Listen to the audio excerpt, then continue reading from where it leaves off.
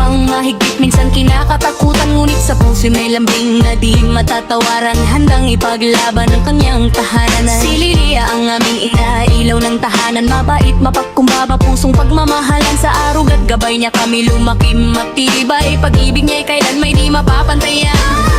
Anak nila'y walo, isang pangarap, kahit magkakaiba, dugo'y nag-ugnay.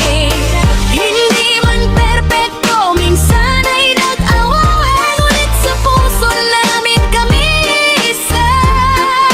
Habang mo Lilibet ang panganay, tapang ay taglay, masungit kung minsan ugali ng tatay, may best enemy pang kapatid sa buhay. I hate you forever, ngunit di makalayo kailanman. Si Lay ang pangalawa, manay ng pamilya, minaliit noon, walang tiwala ang iba. Nabuli man dati, lumayo't nagsikap, ngayon ay matatag, handang tumulong sa lahat. Anak nila'y walo, isang landas, sugatan man noon, ngayon ay matatag. Sa hirap at ginhawa kami magkakasama, pagkat ang pamilya ay di kailanman wawala. Si Jose lang pangatlo, haligi rin namin kuya, masipag madiskarte, walang sinasabing wala. Ngayon gumaan na ang takbo ng buhay, tulong sa kapwa ang lagi niyang alay. Jonathan ang pangkapatangkad ay nangingibabaw, sa taletong galing di kailanman papahuli. Two wheels man o four wheels, kayang patakbuhin, sa pag-ibig man nasaktan, babangon pa rin.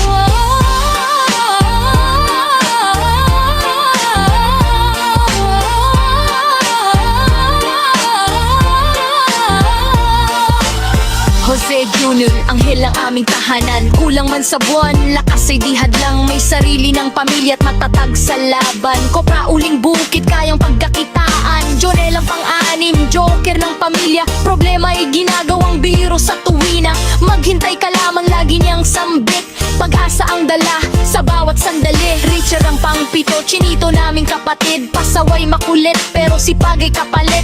Lahat ng diskarte tila na sa kanya, pati manok niya ay sumusunod pa. Richard ang bunso, ganda'y namumukod, utusan ng lahat kapag may utos. Lumaking matatag kahit maagang naulila, dala ang payo ng ate't kuya. Kami mang magkapatid ay laging magkasundo, may tampuhan, sigawan at sama ng loob, ngunit sa aming puso ay isa.